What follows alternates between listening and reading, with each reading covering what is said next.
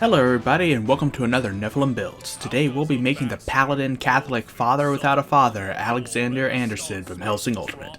Don't let the abridged reference fool you, this will be the canon version, but at the same time, just try to fucking stop me from making more. As always, keep in mind that these videos are more about capturing the spirit of the character rather than capturing their abilities perfectly. With that said, let's start with ability scores. We're going to start with the 15 in Dexterity. Anderson is insanely fast. After that is the 14 in Constitution, he literally regenerates. Up next is the 13 in Wisdom. He's pretty battle hungry, but he can control it. When he wants to. We'll put the 12 in Charisma, he's scary as fuck. We'll put the 10 and 8 into Strength and Intelligence respectively. We don't need either for this build, but he is superhuman, so Strength is higher. Speaking of superhuman, we're going to make him a variant human, putting our +1s into Dexterity and Wisdom, taking a Religion and the Tough feat, and speaking Common and Celestial. We'll give him the criminal background because Angel Dust is a thing, getting Criminal Contact, Deception and Stealth, these tools in one gaming set. We'll take cards just because I don't plan on doing Dandyman. If you don't like this, go Acolyte. Moving on to class, we're going to start off as a rogue, because that's basically where he started in life. You know, if Angel Dust actually is his origin story. We'll be proficient in Dexterity and Intelligence saving throws, and we'll pick Acrobatics, Athletics, Intimidation, and Perception for skills. We'll be proficient in Light Armor, as well as Simple Weapons, Hand Crossbows, Longswords, Rapiers, and Short Swords. At level 1 we get Sneak Attack, Thieves' Cant, and Expertise, which we'll put into Religion and Acrobatics. At level 2 we get Cunning Action, and at level 3 we get our Roguish Archetype. Anderson is literally called God's Assassin, so obviously we're taking Assassin, getting Assassinate in both the Disguise Kit and Poisonous Kit. At level 4 we get an ability score increase, which we'll put into Dexterity to make it easier to slide in the knife.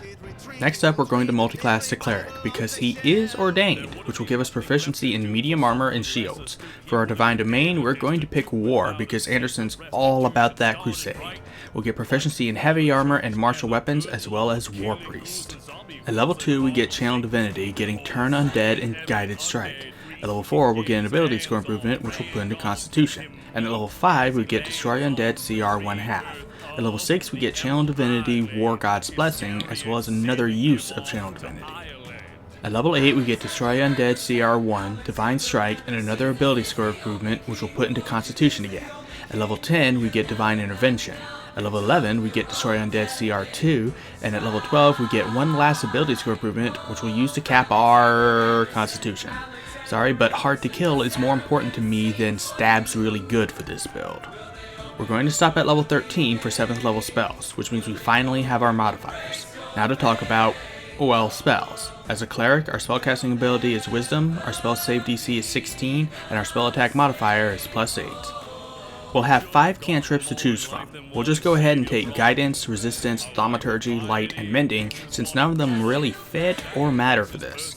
As a level 13 Cleric, we have 4 1st level slots, 3 2nd, 3rd, and 4th level slots, 2 5th level slots, and 1 6th and 7th level slot.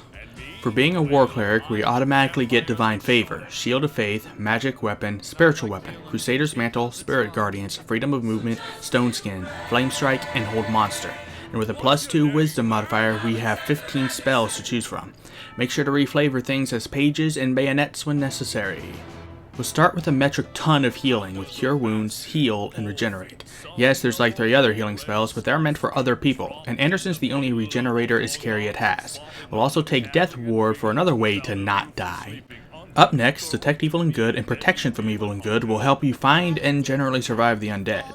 These also work with Fae, so you can finally find out if a leprechaun will spill lucky charms. Glyph of Warding, Magic Circle, and Symbol are all things you can just reflavor as pages of scripture. Word of Recall can be your teleport to get out of trouble, and Blade Barrier can just be a magical line of bayonets.